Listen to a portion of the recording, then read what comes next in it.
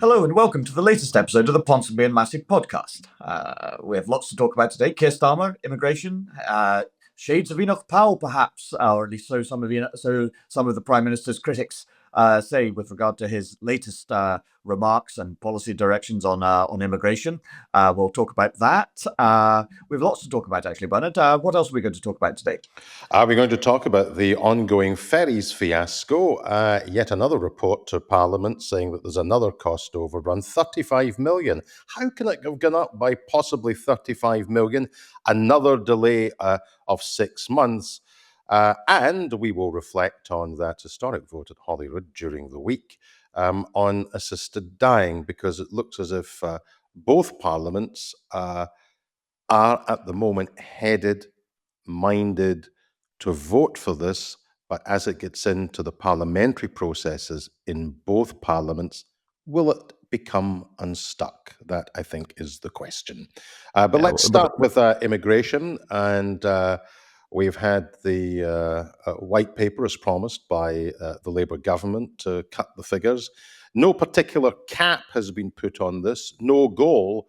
So I suppose even if they fall by a couple of thousand, they can say it's a success that they've arrested the net migration figures. Very, very broadly, and we can get into the detail here. My view, and we'll come to it a little later on, is that these will not make terribly much of a difference to the overall direction of travel, which is that net migration will remain in the hundreds of thousands. But what was your own take from the raft of measures announced?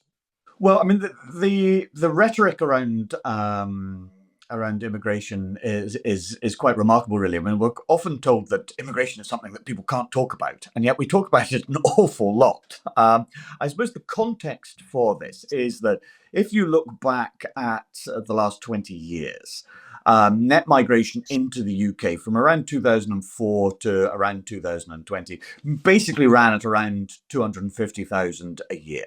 Some years it was a bit lower, some years it was a bit higher. Then in the last 3 years, it has skyrocketed, really, to around 800,000 in 2023, or 2022, 23, and 24. We don't have the full figures for 24. And so it seems to me that that is a significant difference. Now, whether that difference accounts for the fact that immigration has become a much more salient issue, particularly south of the border, but actually in Scotland too. Because one of the things that's quite interesting about immigration is that for all that there is a consensus at a political level in Scotland that Scotland actually needs more immigration for a number of reasons: demographic decline, an aging population, the current unwillingness of people moving to the UK to then move to Scotland. Although there is that political consensus in Scotland, when you drill down into the opinion polling on immigration and so on, you find that public attitudes towards immigration in Scotland are not that different from attitudes in, say, London. Now, that is to say that they are more liberal than in other parts of the UK, but not actually strikingly liberal. Most people in Scotland would agree with the statement that, do you think immigration has been too high in recent years? Most people in Scotland will say, yes, it has been. So you have this political question where all the parties sort of feel that they have to, or particularly the Labour Party feels it has to do something. And of course, it is spooked by Reform and Nigel Farage. Now, I remember writing a column, about a decade ago, saying that David Cameron and Ed Miliband, who was then leading the Labour Party, are talking about immigration in terms that strongly suggest that their core message is Nigel or UKIP are right, don't vote for them. And that is essentially what Labour's message is now, it seems to me. And when you had Keir Starmer making a really quite striking speech and so on, where he talked about, Britain's become a sort of soft touch in terms of immigration, and we are at danger of becoming a nation of strangers. You had a lot of people who are instinctive Labour supporters who are deeply uncomfortable with that kind of language, and so which has echoes of Theresa May's language on immigration when she talked about how you could be a citizen of somewhere or a citizen of nowhere, and too much immigration was sort of, if you like, unbritishing Great Britain.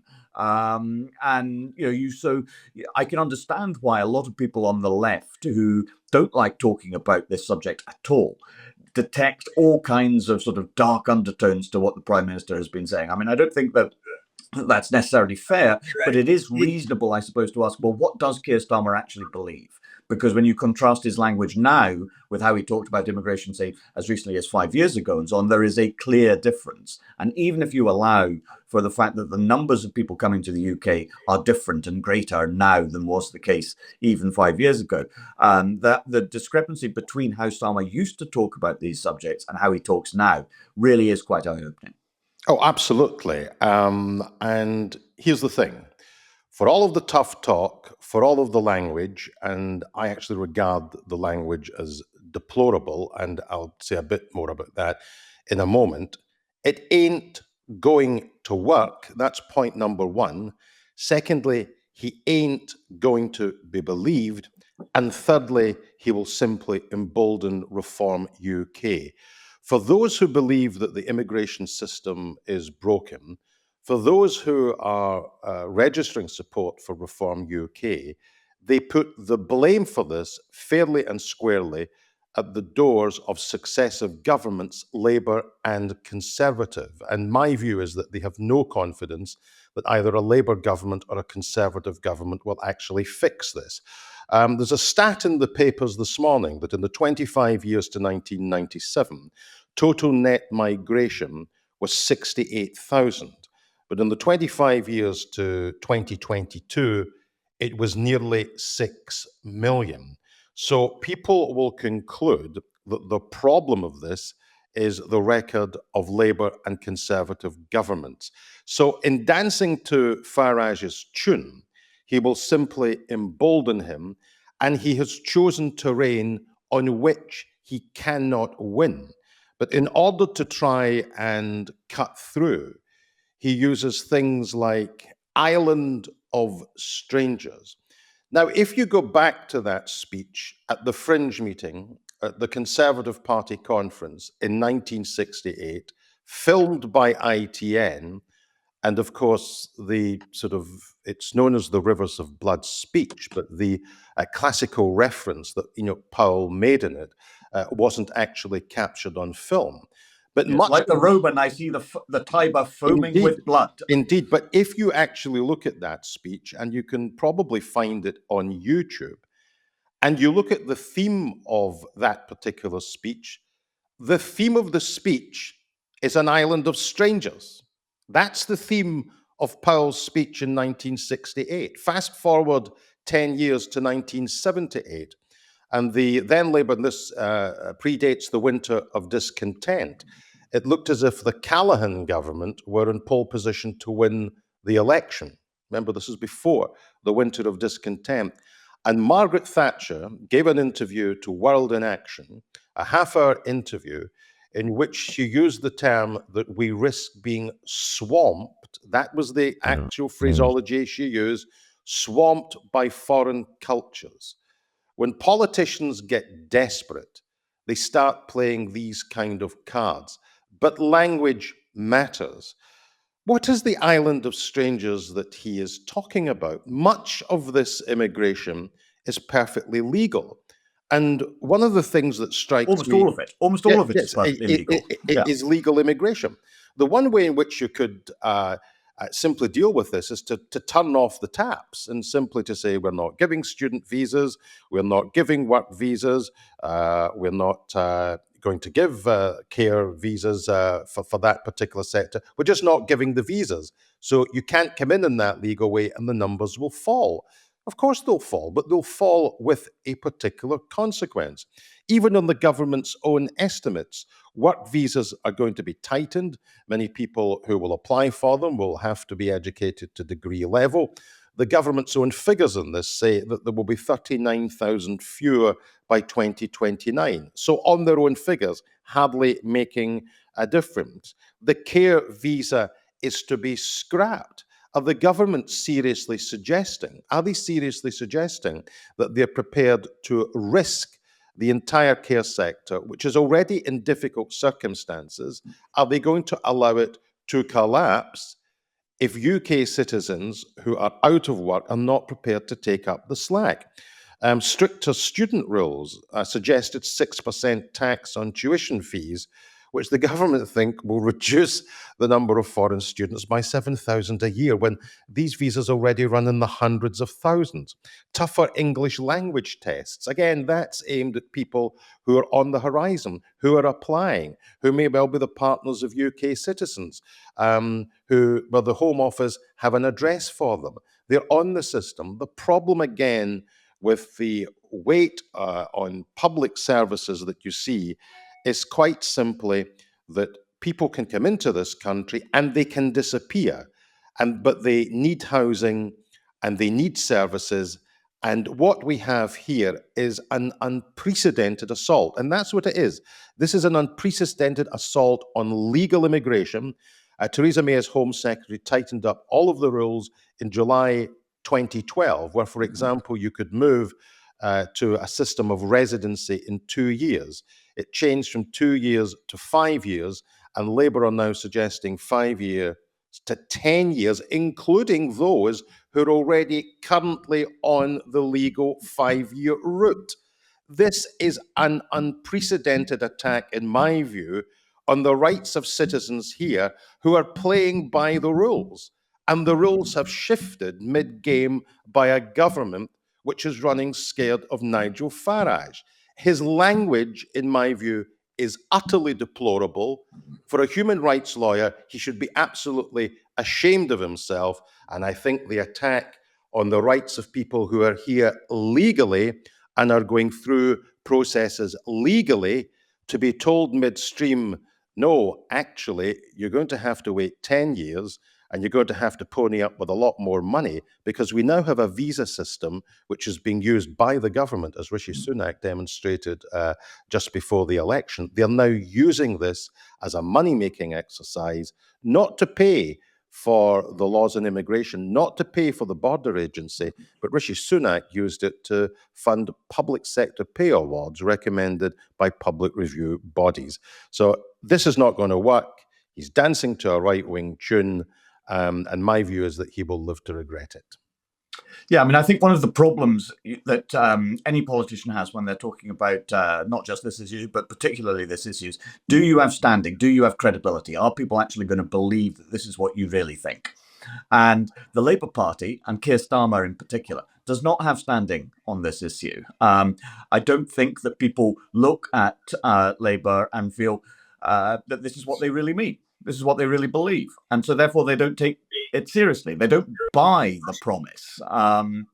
And as a result, there is very little political upside to Labour from this. At the same time, and I think one can say that while accepting that there is clearly a difference between an immigration system which presides over a pattern of 250,000 people a year coming to the UK and one that has 800,000 coming. And I think that is a significant difference, and it is reasonable for you. One can understand why it becomes a more salient issue in such circumstances.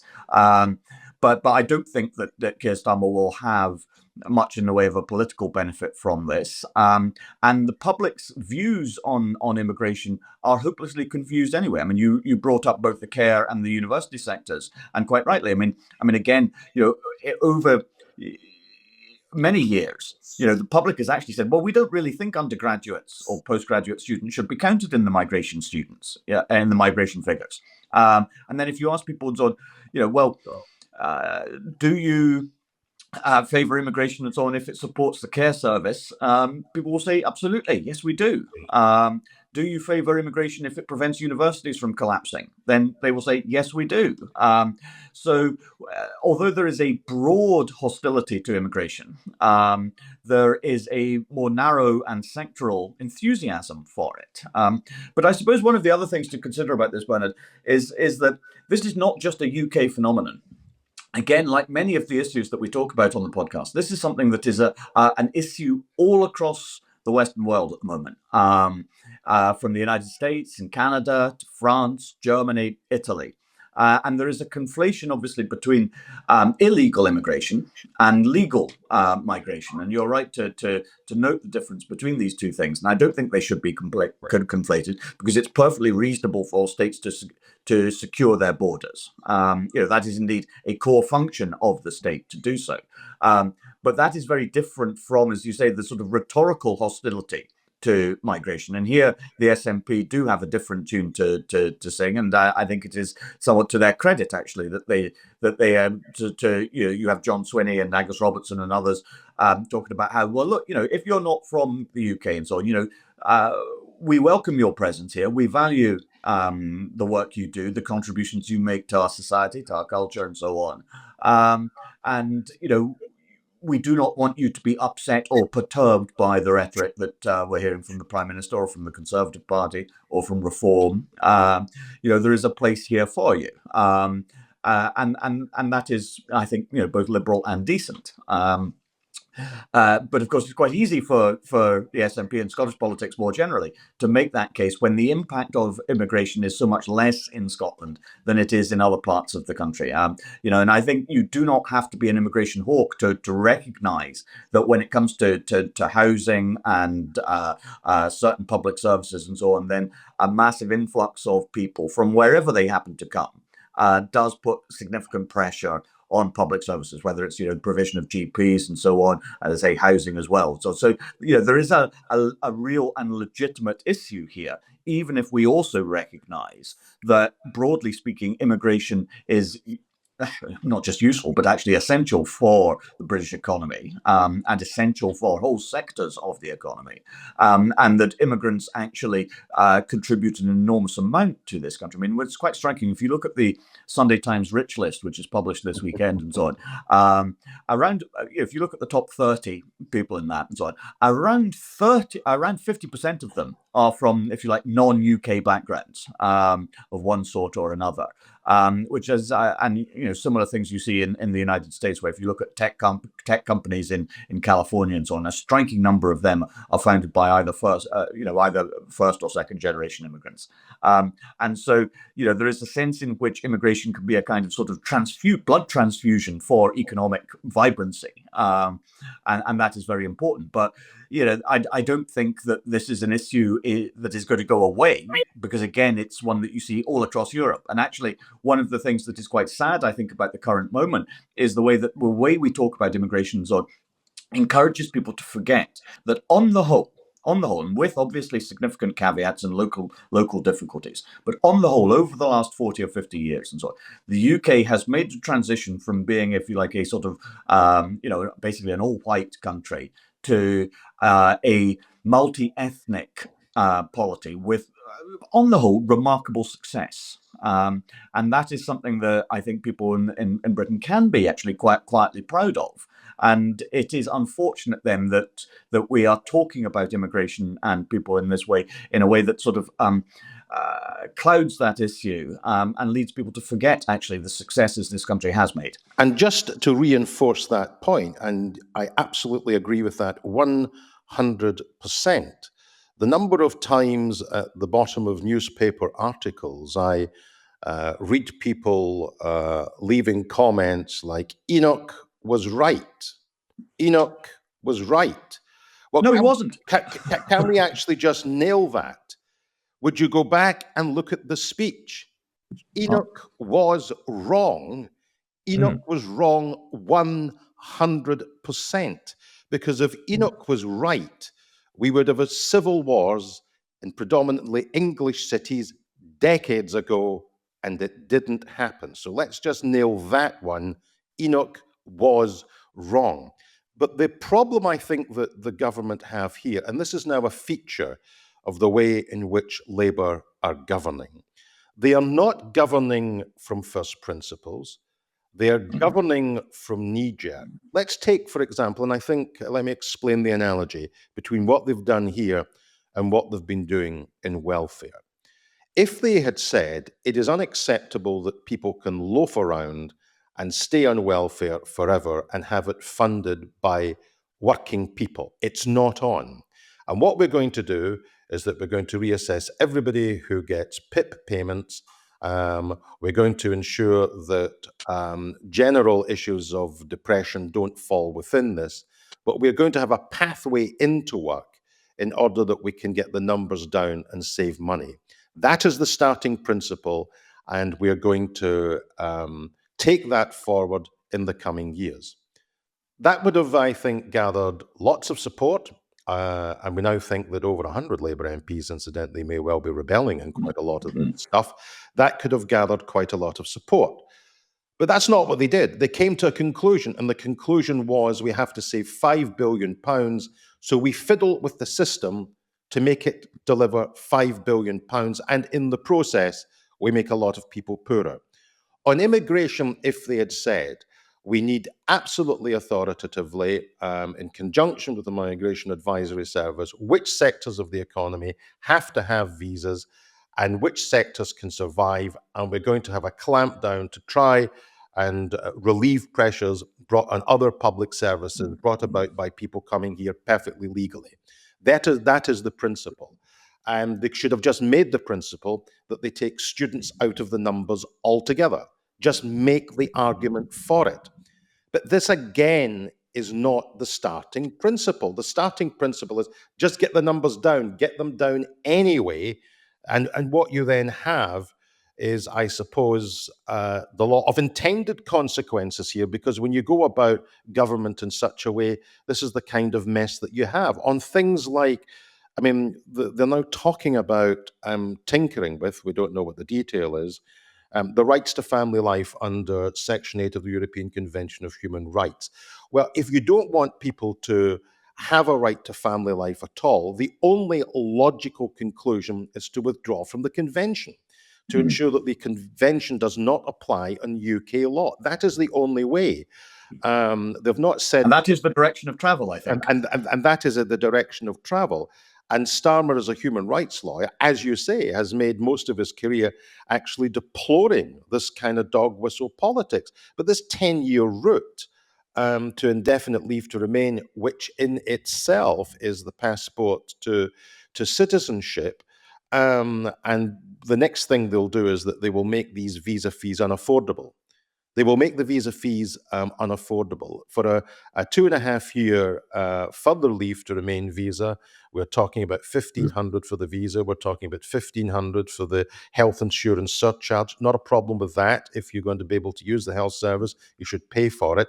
But none of this is actually governed by principle. It's all governed by, let's get the numbers down and let's have lots of things like tougher English language tests in the hope that we can get some people and get them out. What these are doing in terms of the route to indefinite leave to remain is effectively going to have a profound effect on the rights of British citizens about who they can marry in terms of people coming here from abroad. It fundamentally compromises who they can marry. We already have the scandal of the Skype generation children, where British citizens marry non-British citizens. Of course, there was always free movement when we were in the EU. And because of the visa rules changing since 2012, the partner comes to live here. There's not quite enough money to bring a child, so the child remains with grandparents in a foreign country until such times as they can get a visa arranged for them. There are tens of thousands of children of British citizens, the Skype generation, who are not being brought up because they've already tinkered with the rules, and they are going to get much worse under this government. And there are conflicting government objectives, as always, and as is so often the case in politics. And so, if you look at what's happening in the United States, for instance, where an immigration crackdown and restrictions on visas there and so on are actually an opportunity for the United Kingdom in terms of, you are a researcher at Harvard or Princeton or MIT or whatever and so on, and you are feeling less comfortable in the United States as a result of Donald Trump's administration and his policies and so on. Well, come to the United Kingdom. That is if you like, in some ways, an obvious objective and an obvious opportunity for the UK right now. But it is made obviously much, much harder by increasing the cost of visas and making the UK, rhetorically at least, a less attractive destination. And so, you have, as I say, one part of the government essentially working against the other. And I suppose this is the question, isn't it? It comes down to the problem for the prime minister. Do you look at there's polls out this week and so on that show that his approval rating is now around -45, which is remarkable plummet in less than a year. He has gone from being, if you like, sort of master of all he surveys with an enormous parliamentary majority to now a prime minister who is deeply unpopular and leads a government that seems to lack direction, a sense of purpose, a sense of coherence about what it actually wants to do. And we may acknowledge the difficult situation in which it finds itself, particularly fiscally, looking ahead and so on. There are lots of difficult decisions that come down that that can't be avoided in perpetuity and so on. The UK is in a very delicate and difficult situation in many respects. But what does Labour actually believe in? And it is a problem, I think, for the Prime Minister that nobody actually has a really good and convincing answer to that question right now. A Prime Minister can survive being unpopular. Margaret Thatcher is the obvious canonical example of this. People might have deplored Margaret Thatcher, but nobody was ever in any real doubt about what she believed in. And, they might disagree with her wholeheartedly, vehemently. But at a certain level, people could respect that she was doing what she said she would do and that she believed in what she was doing. And so there's an element of respect there, even if you disagreed with her. And that is a form of leadership, actually, saying what you want to do and then doing it and being clear and candid about it. Nobody can say that about Keir Starmer, can they? No, and if people want to tease out that theme which you've just spoken about, Alex, go back to our previous podcast with Patrick Maguire and the book which he wrote in terms of really the rise of Starmer, but how it wasn't really about the rise of Starmer. It was about the rise of people around Starmer who pushed him into the position.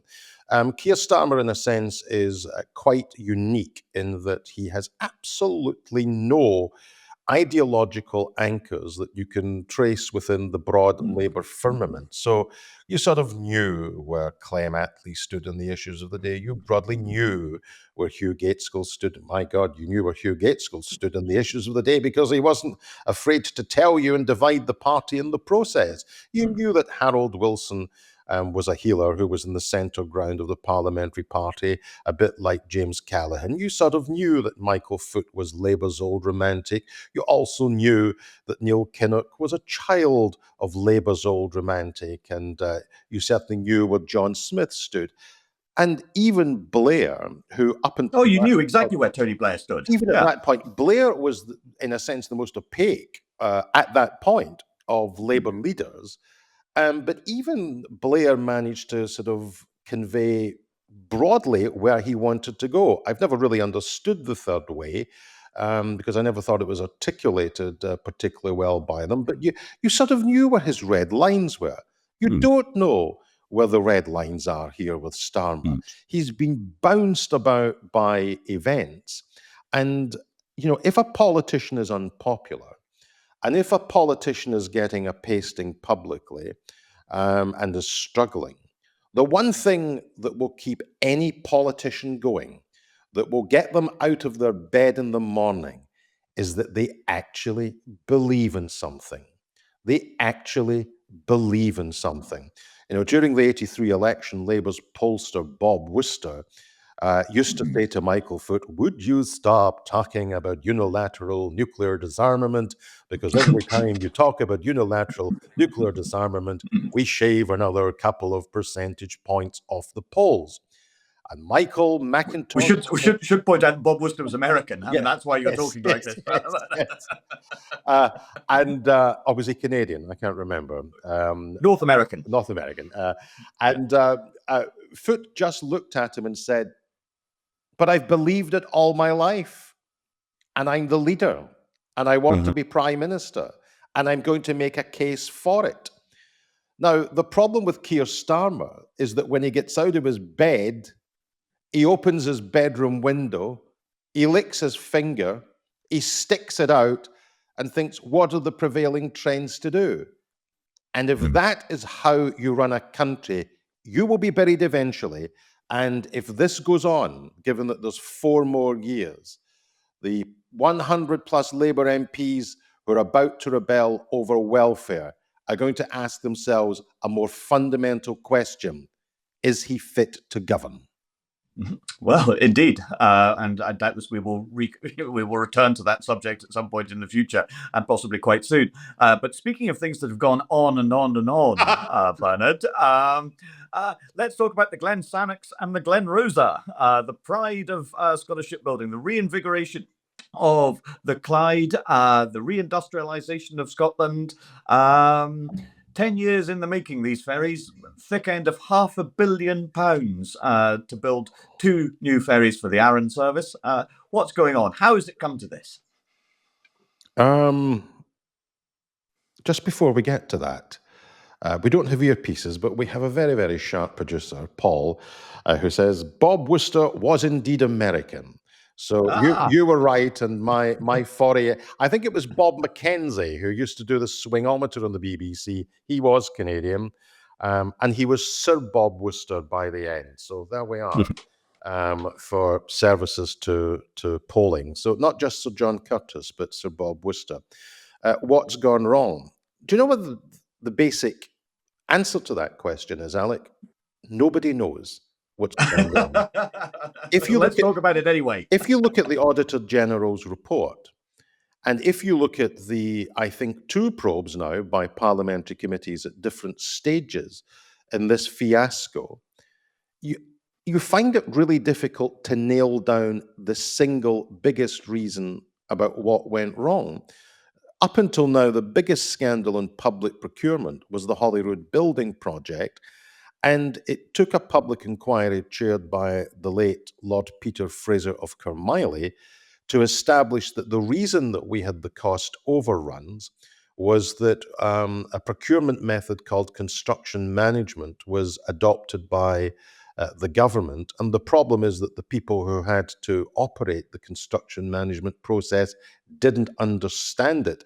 And it certainly wasn't understood by the Scottish Parliamentary Corporate Body, who then ripped everything up, wanted new designs, wanted a third more floor space and all the rest of it. And once that happened, you could pinpoint that the inability to understand the construction management process was why the cost overruns happened at Holyrood. But it took a public inquiry to flush that out. And given the gargantuan sums of public money that have been lost here, I was going to say a public inquiry would be appropriate. The only sense in which I slightly hesitate is that there is so much that goes wrong in this country, that there are so many public inquiries running, that we will not have enough senators of the College of Justice to call on to chair all of the public inquiries that will actually be needed. But it is, and the update the other day, and I watched the new chief executive of the shipyard being interviewed on television,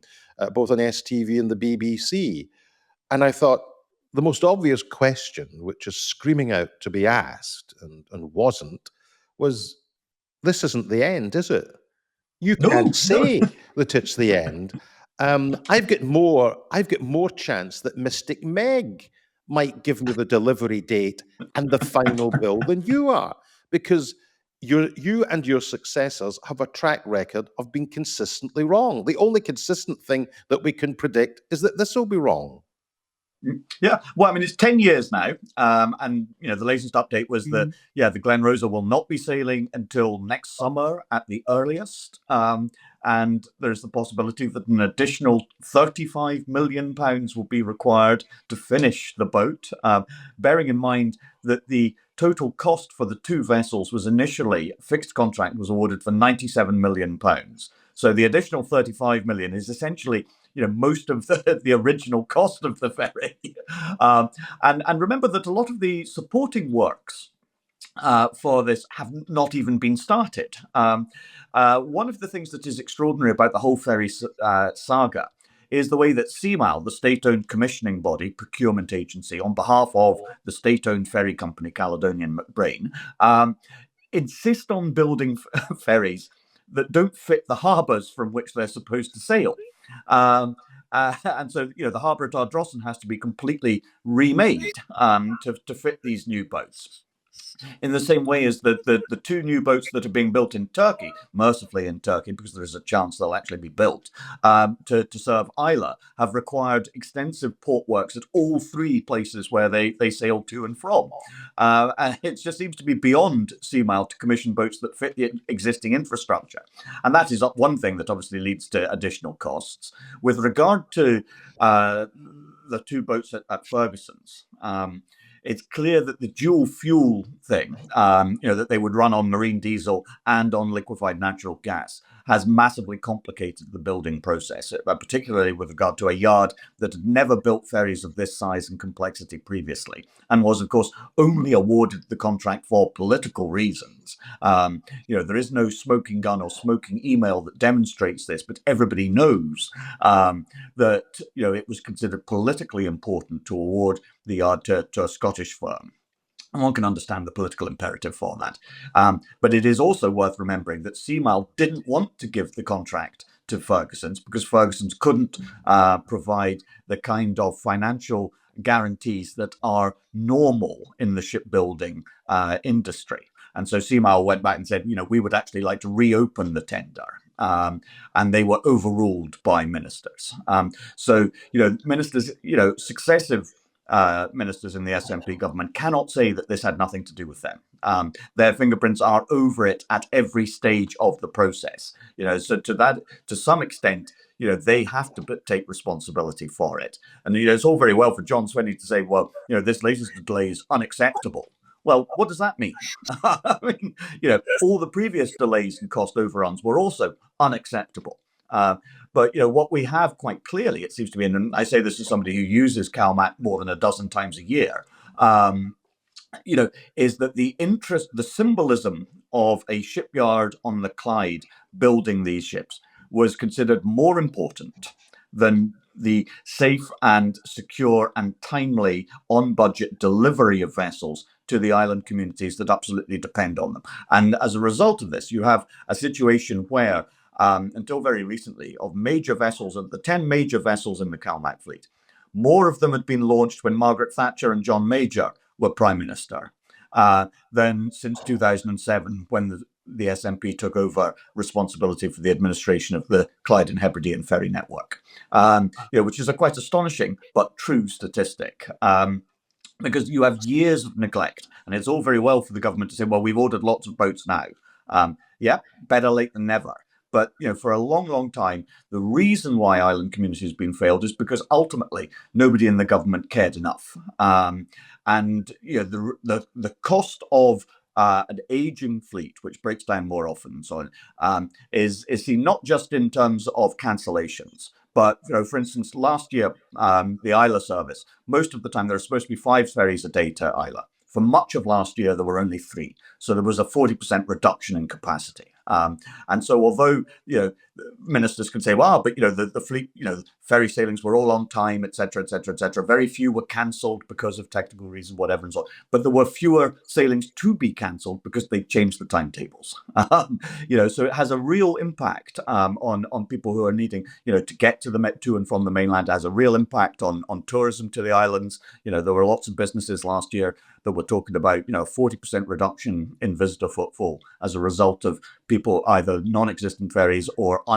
an inability to be able to book a ferry in both directions and so on. So it has had a real impact on island communities. It's not just a sort of made-up story with which to beat the government, the way that some SNP people say it is. Pete Wishart says he's tired of hearing about ferries. Well, build them on time and to budget, and nobody's going to be talking about ferries. You're right to say that there's no smoking gun or a paper trail which ends up on the desk of one minister where you can point and say, therein lies the genesis of this particular problem. But of course, if stuff starts to go wrong, given that these public bodies have an arm's length relationship to government, government ministers are ultimately accountable to Parliament and therefore to the voting public for the amount of resources that goes in this, and indeed for how the contract is performed or not performed. I think there are, I'd said nobody really knows what's gone wrong. I'm going to offer two observations, which I think in part go to the heart of the matter. There is no doubt that the relationships here between different agencies was completely and utterly dysfunctional. The relationships appeared to be underscored by mistrust. And of course, there was an entire BBC Scotland documentary which posed the question, were the procurement rules broken? And although it didn't quite say this, clearly, again, picking up your theme about whether politics actually drove this entire process, because there was, again, in the Hollywood building project, some evidence that political noises behind the scene were driving the choice of architect, and that the civil servants had to make the choice of architect fit the political mood music. There was a lot of politics involved in this. I mean, we know Alex Salmond, for example, got Jim McCall involved in the process in the beginning. So the starting point for this, indeed, was if you like, the Salmond McCall conversation about could you come in and run this yard. So politics were always over this, and of course the iconic nature of shipbuilding in the Lower Clyde and all of that. But were the procurement rules properly followed? Now that's EU procurement rules at that point. That, I suppose, is a matter of law. And that's the kind of issue which definitively a public inquiry would flush out. The second thing, and you alluded to this, Alex, but it's worth teasing out, the builder's refund guarantee is very, very important. Now, Derek Mackay's only done one lengthy television interview since he left ministerial office. He did it with me. The entire interview is on YouTube. If you want to know a little bit more about this and the detail of some of the procurement issues around this, then search it out on YouTube. But I spent a lot of the time in that interview saying, why didn't you insist on a builder's refund guarantee for Ferguson's? Because what a builder's refund guarantee, I think, essentially is the company taking out an insurance policy against them defaulting on the project in order that the risk falls on the shipyard and not on the public purse. And the fact is, there was no builder's refund guarantee, which is absolutely standard in contracts of this type. Absolutely standard. Was not sought. And because it was not in place, and Derek Mackay in this interview seems to say two things. It wasn't in place because my officials didn't really make a lot of it. And secondly, I was told that Ferguson's couldn't provide it or wouldn't provide it. Alarm bells should start ringing at that point in ministerial desks, because if it had been in place, then I think as a minimum we can conclude that the public purse, well, I think the issue may well have been that in putting a refund guarantee in place and given the cost overruns, Ferguson's would have gone bust. For the third time this century. They would have gone bust. But the fact is, if you're doing your job properly as a government, you do not waive what, in essence, is a key thing as part of these contracts.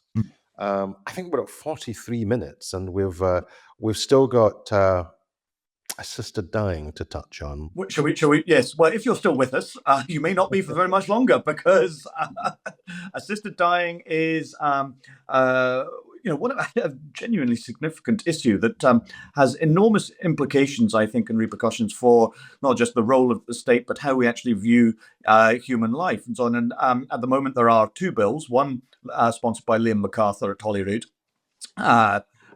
which has MSPs voted in favour of the general principles of the bill at stage one this week. It is then to be considered at the next stage of the parliamentary process, where there will be significant amendments offered, I think, to the bill, because there is a widespread agreement, I think, that it is not at present entirely fit for purpose. And there are quite a number of MSPs who voted to proceed, but with considerable doubts. They would like to have more certainty, more detail on the specific proposals. And there is also, of course, Kim Ledbetter's bill in the House of Commons, which I think is also proceeding. But again, there are plenty of MPs who voted for it, and it would only cover England and Wales, but who have significant doubts as to whether it is also fit for purpose. One question I suppose, Bernard, I would ask you is how do you see the interplay between these two bills? And that is to say, if the House of Commons votes for assisted dying, does that make it more likely that the Scottish Parliament will also vote for assisted dying? And conversely, if the House of Commons rejects the Ledbetter bill, what implications does that have for the MacArthur bill at Holyrood? I don't think there is that sort of direct linkage, or there would be a sort of psychological pressure on MSPs to go ahead with it if Westminster get there first. What I would say, a couple of things. It was refreshing to listen, and I listened to a number of the speeches the other day that I thought were excellent speeches. I think they on both sides, and I think they reflected extremely well on a number of our MSPs on both sides of the argument. And I thought it really is refreshing to listen to people in a very heartfelt and on occasions very emotional way simply tell us what they thought. And the reason that you got that, of course, is that there's no party whips and there was no tribal politics being played here. And I thought it really does indicate how good politics can be when people tell us what they think, rather than being told by their party what they're voting for. That was the first thing. The second thing is that the 56 MSPs who voted against this are not going to change their mind. There are no amendments which can be put down, in my view, to the legislation, which is going to mean that some of them would vote for the bill. I think a number of people who voted for it, and again, I think this attitude is mirrored at Westminster, and here there is, I think, undoubtedly a correlation. They're prepared to let it go forward on the basis that after full parliamentary scrutiny, they can then make an informed choice. I've already read articles in one or two MPs at Westminster who are saying they voted for it in principle, they're not so sure. I would say this, I think the vote on both parliaments is going to be on an absolute knife edge. And the second thing that I would say is that even although in terms of the general principles, the stage one reading it's got through, it is by no means certain. People should not take into the votes in both parliaments that this is a done deal. Yeah, I mean, I think in the House of Commons, there is a clear sense that enthusiasm for the Ledbetter bill is waning. And that reflects the way that some of the supposed safeguards have been, if not watered down, then certainly changed from the original proposals. And there's, I think, mounting concern in the Commons about the specific detail of the Ledbetter bill. Listeners interested in the MacArthur bill at Holyrood and so on might wish to go back through the archives of this podcast and so on. We had a show where we talked to Liam MacArthur about his bill and the specific proposals in it and how it would operate in Scotland. And I thought that was a very good discussion and a very useful one. And so I'd recommend that people go back through their phones or on YouTube and listen to the show we did with Liam MacArthur. I think there are, I think everybody can understand the bona fides, if you like, or the good faith arguments made in favour of the proposals. And I think also that the doubts that people express about it are also made in good faith. That this is not a straightforward question in many ways. I think there are specific issues with aspects of the MacArthur bill. I think the lack of a prognosis requirement in terms of how long somebody may or may not have to live, is a problem. And one could say that while acknowledging the difficulty in accurately saying that this person only has 6 months or 12 months to live. You can accept that there is a difficulty with that, and that medical opinion isn't always precise or accurate on that. There's a margin for error, but I think the absence of any kind of timescale requirement in the MacArthur bill is a real problem, because it functionally does mean that people who could have years to live would still be eligible for assisted dying, helped on their way by the state. And I think there are real concerns over coercion, which is not necessarily overt, but is implicit. And again, if you look at examples from overseas, say Canada is one excellent example. I mentioned Canada because we have actually very good data on how it has worked in Canada, where around 4% of deaths are now assisted dying in Canada, and a significant portion of the people who go forward with it do so because they feel that they are a burden on their family or friends, and they no longer wish to be. And that is a kind of self-imposed coercion, if you like. It doesn't require coercion from outside forces, but I think it's problematic.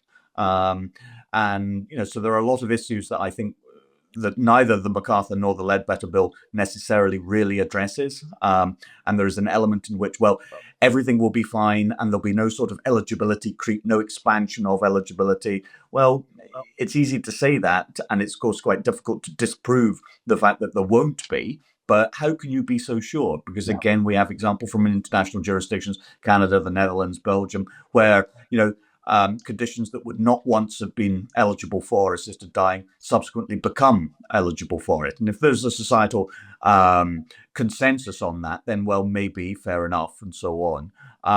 But what if there is no such consensus and it happens anyway?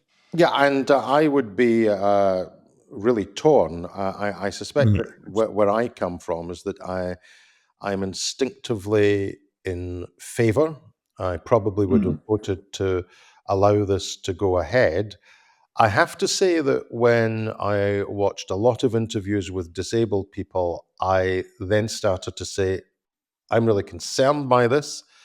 I'm concerned that a lot of citizens in our country are looking at this legislation with a degree of horror, that they believe in circumstances where they were very, very ill, that there would be coercive pressure because they were an additional burden because of their disability. And I thought, no, you have to think very, very, very carefully about this. And of course, the professional bodies representing the medical profession have by and large tried to step back from this. But of course, as the bill goes through its parliamentary process, although I'm instinctively in favour of it and would want to look at the details of it, I'm very, very mindful when a number of disabled citizens are saying, and you think that we want legislation on the statute book which puts real fear into fellow citizens.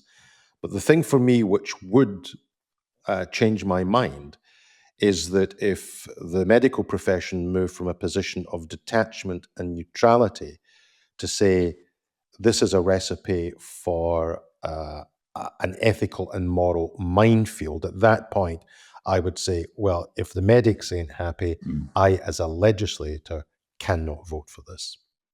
Yeah, I mean, I think in the past, I mean, a few years ago, I would have been, broadly actually very much in favor of the legislation. But once one starts looking at the detail of it, and the detail matters in all legislation, but particularly in a field such as this, the more I look at the detail, the less certain I am about it. And it's not clear to me that this is something that you can actually write a good law about that satisfies all the criteria that you want, both in terms of granting people bodily autonomy, which is a perfectly respectable reason for supporting assisted dying, but that also comes with the safeguards that you're talking about in terms of the disabled or people with anorexia or mental conditions and so on. I think it's very, very difficult to do that. But we will doubtless return to this issue at some point in the future because it has a long way to go in terms of the parliamentary process. But we've been rabbiting on for more than 50 minutes now, so we should probably draw things to a conclusion just now. Yeah, we're giving everybody a bang for their buck today. And on the issue of a bang for your buck, if you would like to sponsor the podcast, do give us your bucks.